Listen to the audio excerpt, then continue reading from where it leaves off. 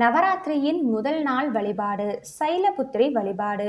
நவராத்திரியில் ஒவ்வொரு நாளும் ஒவ்வொரு விதமான நெய்வேத்தியம், அம்பாளுக்கு சாற்ற ஒவ்வொரு விதமான மலர், 9 நாளும் வாசிப்பதற்கு 9 வகையான வாத்தியங்கள், அம்பாளை பூஜிக்க 9 வகையான மந்திரங்கள் என ஏராளம் இருக்கு. அந்த வகையில் நவராத்திரியின் முதல் நாள் நாம் மகா காளி அல்லது உமா மகேஸ்வரி, ஸ்ரீ சைலபுத்ரி என்ற தெய்வங்களை வணங்கக்கூடிய நாள்.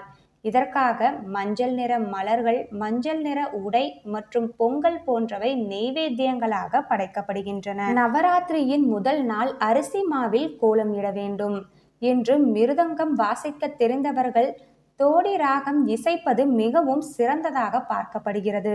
முதல் நாளில் அம்பிகையை 2 வயது குழந்தையாக பாவித்து பூஜிக்க வேண்டும். அன்று அம்பிகையை வில்வத்தால் அர்ச்சனை செய்வது மிகவும் சிறப்பான பலன்களை கொடுக்கும் என்று சொல்வார்கள். முதல் நாள் அம்பிகைக்கு வெண்பொங்கல் நெய்வேத்தியம் செய்து கொலுவை பார்க்க வரும் பெண்கள் மற்றும் குழந்தைகளுக்கு கொடுக்க வேண்டும். முதல் நாள் அம்பிகையை குமாரியாக பூஜித்தால் நமக்கு எதிரி, கடன் தொல்லைகள் ஏற்படாமல் இருப்பதுடன் ஆயுள் விருத்தியும் செல்வ விருத்தியும் ஏற்படும்